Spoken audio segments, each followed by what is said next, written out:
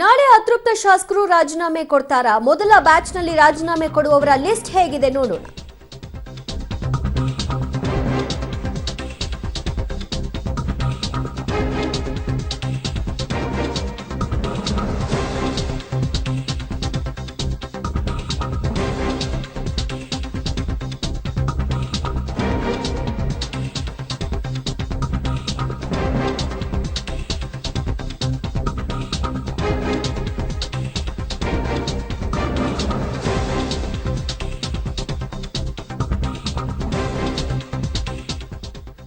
ಅಧಿವೇಶನದ ಹೊತ್ತಲ್ಲಿ ಒತ್ತಡ ತಂತ್ರವನ್ನ ಸುಧಾಕರ್ ಅನುಸರಿಸ್ತಾ ಇದ್ದಾರಾ ಅನ್ನುವಂತಹ ಪ್ರಶ್ನೆ ಕಾಂಗ್ರೆಸ್ ತ್ಯಜಿಸ್ತಾರ. ಚಿಕ್ಕಬಳ್ಳಾಪುರ ಶಾಸಕ ಡಾಕ್ಟರ್ ಸುಧಾಕರ್ ಇವತ್ತು ಸದನಕ್ಕೆ ಗೈರಾದ್ರು.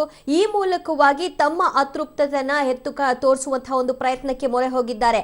ಹೀಗಾಗಿ ಕಾಂಗ್ರೆಸ್ ತ್ಯಜಿಸುವಂತಹ ನಿರ್ಧಾರಕ್ಕೆ ಶಾಸಕ ಡಾಕ್ಟರ್ ಸುಧಾಕರ್ ಬಂದಿದ್ದಾರಾ?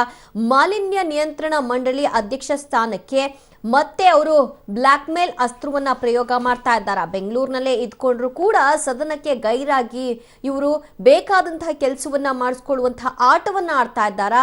ಸುಧಾಕರ್ ಬೆಂಬಲಿಗರು ಕೂಡ ರಾಜೀನಾಮೆ ಬೆದರಿಕೆಯನ್ನ ಒಡ್ತಾ ಇದ್ದಾರೆ. ಇದೊಂಥರ ಬ್ಲಾಕ್ ಮೇಲ್ ಅಸ್ತ್ರ. ಈ ಮೂಲಕ ತಮಗೇನ್ ಬೇಕು ಅದನ್ನ ಸಿದ್ಧಿಸ್ಕೊಳ್ಳುವಂತಹ ಪ್ರಯತ್ನಕ್ಕೆ ಮೊರೆ ಹೋಗಿದ್ದಾರೆ. ಆದ್ರೆ ನಾಳೆ ರಾಜೀನಾಮೆ ಕೊಟ್ಟೇ ಬಿಡ್ತಾರಾ ಅಥವಾ ಅವರನ್ನ ತಡಿಸುವಂತ ಕೆಲಸವನ್ನ ಪಕ್ಷ ಮಾಡುತ್ತಾ ಅನ್ನೋದನ್ನ ಕಾದು ನೋಡ್ಬೇಕು. ಇನ್ನು ಈ ಕುರಿತಾಗಿ ರಾಮುಲು ಮತ್ತು ಆರ್ ಅಶೋಕ್ ಇಬ್ರು ಕೂಡ ಮಾತನಾಡಿದ್ರು. ಅವ್ರೇನ್ ಹೇಳಿದ್ರು ನೋಡೋಣ.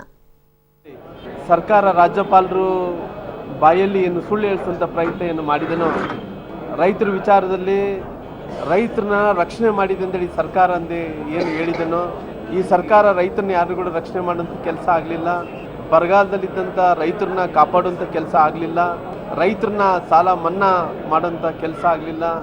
ಹಂಗಾಗಿ ಏನು ರಾಜ್ಯಪಾಲರನ್ನ ಭಾಷಣದಲ್ಲಿ ಉಲ್ಲೇಖನೆ ರೈತರು ರಕ್ಷಣೆ ಮಾಡ್ತೀವಿ ಅಂತೇಳಿ ಏನು ಉಲ್ಲೇಖನೆ ಮಾಡಿದ್ರು, ಅದಕ್ಕೋಸ್ಕರವಾಗಿ ನಮ್ಮ ಹೋರಾಟ, ಭಾರತೀಯ ಜನತಾ ಪಾರ್ಟಿ ಹೋರಾಟ, ನಾವು ಬಾವಿಯಲ್ಲಿ ಹೋಗಿ ಹೋರಾಟ ಮಾಡೋಂಥ ಕೆಲಸ ನಾವು ಮಾಡಿದ್ದೀವಿ ಸುಳ್ಳು ಹೇಳಿಸಿದಕ್ಕೋಸ್ಕರವಾಗಿ. ಹಂಗಾಗಿ ಈ ಹೋರಾಟ ಮತ್ತೆ ನಾಳೆ ನಾಡ್ದು ಕೂಡ ಮುಂದುವರಿಯುತ್ತದೆ.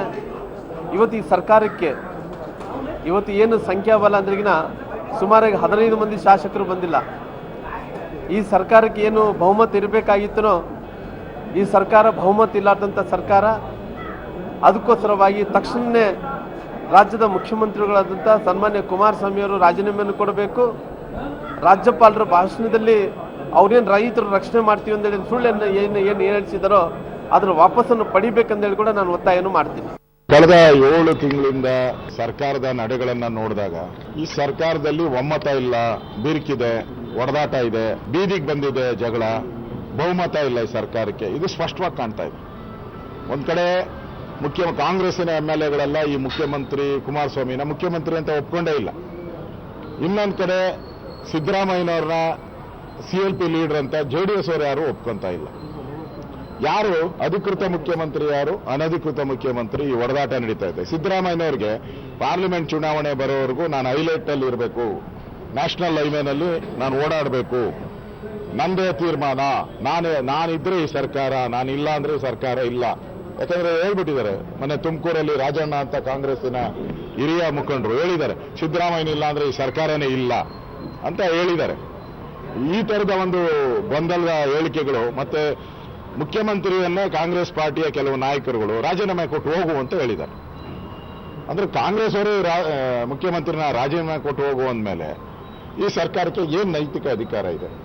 ಇಲ್ಲಿ ನೋಡಿದ್ರೆ ದಿನನಿತ್ಯ ಮಾಧ್ಯಮದಲ್ಲಿ ಈ ಸರ್ಕಾರ ಇರ್ತೈತೋ ಹೋಗ್ತೈತೋ, ಎಷ್ಟು ಜನ ಶಾಸಕರು ಅಬ್ಸೆಂಟ್ ಆಗ್ತಾರೆ, ಎಷ್ಟು ಜನ ಬರ್ತಾರೆ, ಬಡ್ಜೆಟ್ ಮಂಡನೆ ಆಗ್ತೈತೋ ಇಲ್ಲೋ, ಈ ತರದ್ದೆಲ್ಲ ಗೊಂದಲ ಇದೆ. ಅದರಿಂದ ರಾಜ್ಯಪಾಲರಿಗೆ ಈ ಸರ್ಕಾರ ಭದ್ರ ಸುಭದ್ರ.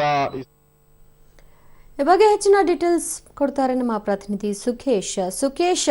ಡಾಕ್ಟರ್ ಸುಧಾಕರ್ ಬೆಂಗಳೂರಿನಲ್ಲೇ ಇದ್ಕೊಂಡು ಕೂಡ ಸದನಕ್ಕೆ ಬರಲಿಲ್ಲ ಅಂದ್ರೆ ಅವರು ಈ ಮೂಲಕ ಅತೃಪ್ತಿಯನ್ನ ಹೊರಹಾಕಿ ಏನ್ ಬೇಕು ಅದನ್ನ ಡಿಮಾಂಡ್ ಮಾಡ್ತಿದ್ದಾರೆ ಅಂತನಾ? ದಿವ್ಯಜ್ಯೋತಿ, ಏನು ಸದನಕ್ಕೆ ಗೈರಾದಂತಹ ಶಾಸಕರ ವಿಚಾರಕ್ಕೆ ಸಂಬಂಧಪಟ್ಟಂತೆ ಹೇಳೋದಾದ್ರೆ ಕೆಲವು ಅಂದ್ರೆ ನಿರೀಕ್ಷೆ ಮಾಡೋದಕ್ಕಿಂತ ಜಾಸ್ತಿ ಸಂಖ್ಯೆಯಲ್ಲಿ ಗೈರಾದ್ರೂ ಕೂಡ ಕೆಲವರು ಬೇರೆ ಬೇರೆ ಕಾರಣಗಳನ್ನ ಕೊಟ್ಟಿದ್ರು ಮತ್ತೆ ಅದು ಅಷ್ಟೊಂದು ಗಂಭೀರವಾದ ವಿಚಾರ ಅಲ್ಲ. ಆದ್ರೆ ಉಳಿದವರು 4 ಜನರ ವಿಚಾರಕ್ಕೆ ಬಂದು ಹೇಳೋದಾದ್ರೆ ಅವರು ಮೊದಲಿಂದಲೂ ಕೂಡ ಒಂದು ತಮ್ಮ ಅಂತರವನ್ನು ಏನು ಕಾಯ್ದುಕೊಂಡಿದ್ರು, ಆ ಅಂತರವನ್ನು ಇವತ್ತು ಕೂಡ ಮುಂದುವರಿಸಿಕೊಂಡು ಹೋಗಿದ್ದಾರೆ.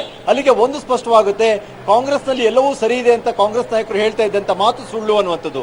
ಜೊತೆಗೆ ಶಾಸಕರುಗಳಿಗೆ ತಮ್ಮ ನಾಯಕರ ಜೊತೆಗಿದ್ದ ಭಿನ್ನಾಭಿಪ್ರಾಯದ ಜೊತೆಗೆ ಅವರೆಲ್ಲೋ ಬಿಜೆಪಿ ಜೊತೆ ಹೋಗಿದ್ದಾರೆ, ಅವ್ರ ಜೊತೆಗೆ ಗುರುತಿಸ್ಕೊಳ್ತಾ ಇದ್ದಾರೆ, ಹಾಗಾಗಿ ಅಂತರ ಕಾಯ್ಕೊಂಡಿದ್ದಾರೆ ಅನ್ನುವಂತ ಆ ಒಂದು ವಾದಕ್ಕೂ ಕೂಡ ಅದು ಪುಷ್ಟಿ ಕೊಡುತ್ತೆ. ಆದ್ರೆ ಒಂದು ಸ್ಪಷ್ಟ ಸಂದೇಶವನ್ನು ರವಾನಿಸಿದರೆ, ನಾವು ಯಾವ ಕಾರಣಕ್ಕೂ ಕೂಡ ಮುಂದೆ ಜೊತೆಗೆ ಬರಲ್ಲ ಅನ್ನುವಂಥದ್ದನ್ನ, ಇದನ್ನ ಹೇಗೆ ಮ್ಯಾನೇಜ್ ಮಾಡ್ತಾರೆ ಅನ್ನುವಂಥದ್ದು. ಯಾಕಂದ್ರೆ 120 ಜನ ಬೆಂಬಲಿಗೆ ಇದ್ದಂತ ಸರ್ಕಾರ, 120 ಸರ್ಕಾರ, 2 ಪಕ್ಷೇತರ ಬೆಂಬಲ ವಾಪಸ್ ಹೋಯ್ತು, 4 ಜನ ಕಾಂಗ್ರೆಸ್ನ ಶಾಸಕರುಗಳಿಗೆ ಜೊತೆಗಿಲ್ಲ, ಅಲ್ಲಿಗೆ 114 ಬಂದ್ರೆ ಗಣೇಶ್ ಈಗ ಸದ್ಯದ ಪರಿಸ್ಥಿತಿಯಲ್ಲಿ ಸದನಕ್ಕೆ ಬರುವಂತ. ಹಾಗಾಗಿ ಅವೆಲ್ಲವನ್ನು ನೋಡ್ತಾ ಇದ್ರೆ ಅಲ್ಪಮತದ ಸರ್ಕಾರ ಅಂದ್ರೆ ಸ್ಪಷ್ಟ ಬಹುಮತಕ್ಕಿಂತ ಸರಳ ಬಹುಮತದೊಂದಿಗೆ ಇರುವಂತಹ ಸರ್ಕಾರ ಮುಂದೆ ಬಜೆಟ್ ಅನುಮೋದನೆ ಸಂದರ್ಭದಲ್ಲಿ ಏನ್ ಬೇಕಾದ್ರೂ ಆಗಬಹುದು ಅನ್ನುವಂತ ಆತಂಕಕ್ಕೆ ಒಳಗಾಗಿರುವಂತ ಸ್ಪಷ್ಟವಾಗ್ತಾ ಇದೆ. ದಿವ್ಯಜ್ಯೋತಿ, ಥ್ಯಾಂಕ್ ಯು ಸುಖೇಶ್ ನಿಮ್ಮೆಲ್ಲ ಮಾಹಿತಿಗೆ. ಇಷ್ಟೊತ್ತು ಸುದ್ದಿ ಕೊಟ್ಟಿದ್ದು ನಾನು ದಿವ್ಯಜ್ಯೋತಿ. ನೆನಪಿರಲಿ, ನ್ಯೂಸ್ ಅಂದ್ರೆ ಪಬ್ಲಿಕ್ ಟಿವಿ.